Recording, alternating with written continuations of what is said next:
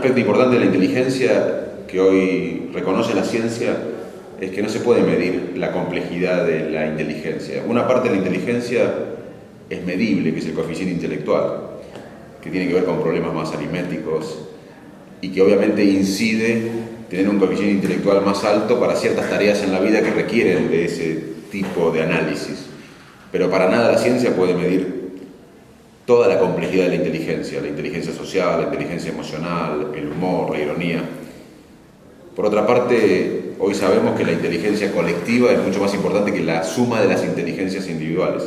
Si hay un equipo de 6 personas y cada uno tiene 110 de coeficiente intelectual, pero ese equipo de 6 personas funciona bien, con una buena dinámica, la inteligencia colectiva del grupo es mucho mayor que la suma de las partes. ¿Tiene que ver eso con la inteligencia social?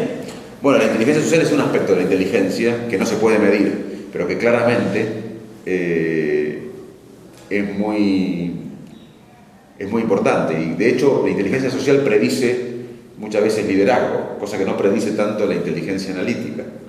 Generalmente los jefes suelen ser gente que tiene más inteligencia social y emocional que muchos empleados que quizás tengan más inteligencia analítica que el jefe.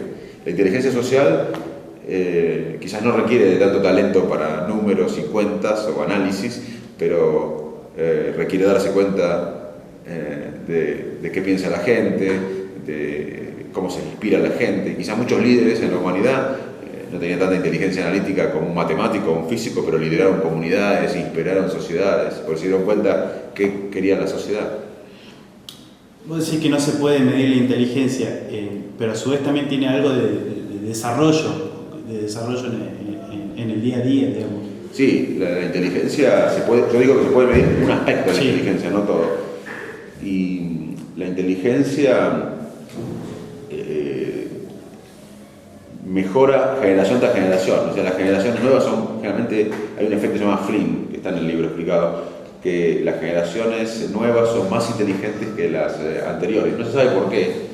Se cree por la cantidad de nueva información, de contexto, pero no, son hipótesis. La causa verdadera no se sabe, pero sí que hay un aumento en el coeficiente intelectual de generación tras generación. ¿Te puedo hacer una pregunta un poco celular? Sí. Vos, cuando se dice que Leonardo da Vinci fue el hombre más inteligente de la historia, ¿qué respuesta le puedes dar a eso? Eso es como decir que Picasso fue el más creativo. Creativos somos todos. Hay creatividad que tiene más reconocimiento social, pero una mujer del conurbano profundo bonaerense que tiene 100 pesos, 4 hijos y tiene que alimentar a los chicos con 100 pesos, 5 días, tiene que ser creativa, tanto como Picasso. Lo que pasa es que el cuadro de Picasso va a valer más, todos somos creativos. Entonces la inteligencia es difícil medir, decir esta persona es muy inteligente o más inteligente que los otros, porque como te dije, hay inteligentes que son muy buenos para matemáticas, pero no podrían dirigir una universidad. Vos dijiste en alguna entrevista que siempre la inteligencia tuvo una utilización política.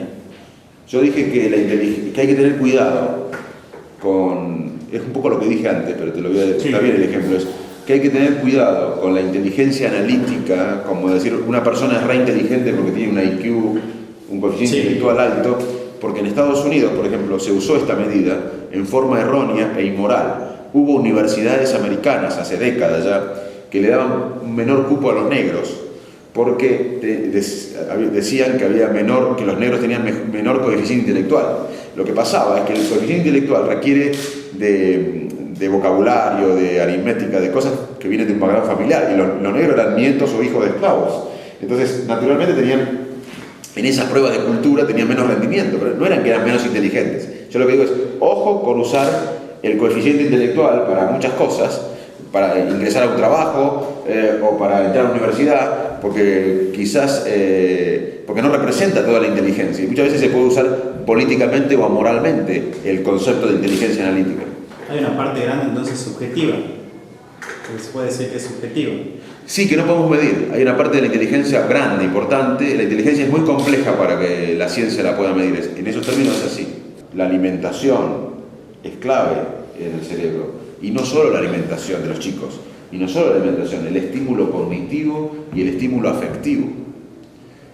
Muchas veces el problema de desnutrición en Argentina o otros países es cultural. El Estado le puede llevar un paquete de fideos a la puerta de la casa, igual van a comer mal, porque hay un problema de educación, de conocimiento cultural. Entonces,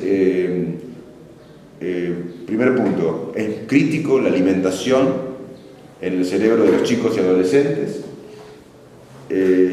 pero también es crítico el estímulo cognitivo y el estímulo intelectual.